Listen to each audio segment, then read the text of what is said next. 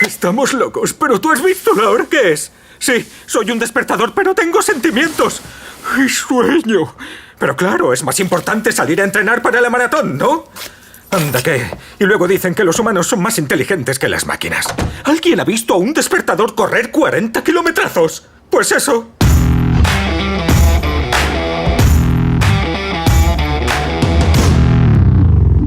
Pero si ni las calles están puestas.